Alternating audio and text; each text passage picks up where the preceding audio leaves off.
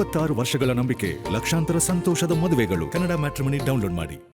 Sir, ಈಗ ಮೈಸೂರಲ್ಲಿ ಕಂಬಳ ವಿಚಾರವಾಗಿ ಸಾಕಷ್ಟು ಪರ ವಿರೋಧ ಚರ್ಚೆ ಆಗ್ತಾ ಇದೆ. ಕಂಬಳನ ಮಾಡಬೇಕು ಒಂದು ಕಡೆ, ಈಗ ಹಲವಾರು ಥರ ಅಭಿಪ್ರಾಯಗಳು ಬಂದಿದ್ದಾವೆ. ಆದರೆ ನಾವು ಕಂಬಳನ ಮಾಡಬೇಕು ಅಂತೇಳಿ ಮುಖ್ಯಮಂತ್ರಿಯವರು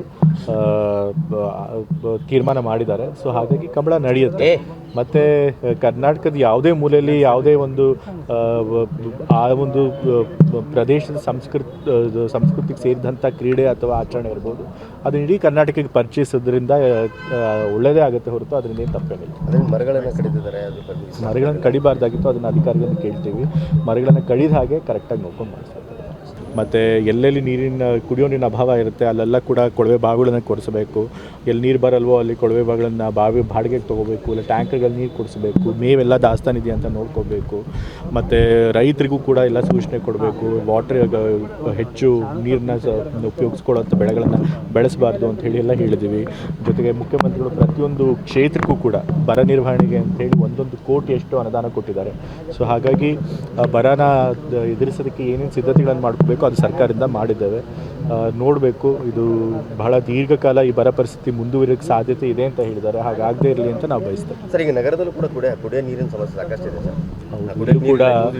ಇಲ್ಲೂ ಕೂಡ ಅಮೃತ್ 2 ಯೋಜನೆ ನಡೀತಾ ಇದೆ. ನಾವು ಅಂದ್ಕೊಂಡಂತಹ ಸಮಯದಲ್ಲಿ ಅದನ್ನು ಮುಗಿಸೋಕ್ಕಾಗಿಲ್ಲ. ಸೊ ಹಾಗಾಗಿ ಇವತ್ತು ನಾನು ಹೋಗಿ ಅದನ್ನು ಇನ್ಸ್ಪೆಕ್ಷನ್ ಮಾಡ್ತೀನಿ. ಅಧಿಕಾರಿಗಳಿಗೂ ಕೂಡ ಹೇಳ್ತೀನಿ. ಈಗ ಮುಂದೆ ಏನೋ ಒಂದು ಟೈಮ್ ಕೊಟ್ಟಿದ್ದಾರೆ, ಆ ಟೈಮ್ ಲಿಮಿಟ್ನಲ್ಲಿ ಆ ಎಲ್ಲ ಕಾಮಗಾರಿಗಳನ್ನು ಮುಗಿಸ್ಬೇಕು.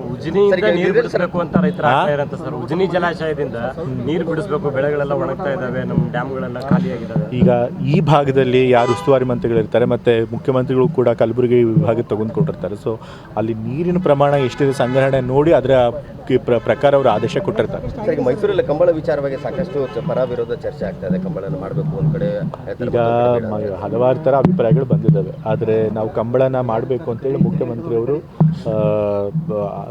ತೀರ್ಮಾನ ಮಾಡಿದ್ದಾರೆ. ಸೊ ಹಾಗಾಗಿ ಕಂಬಳ ನಡೆಯುತ್ತೆ.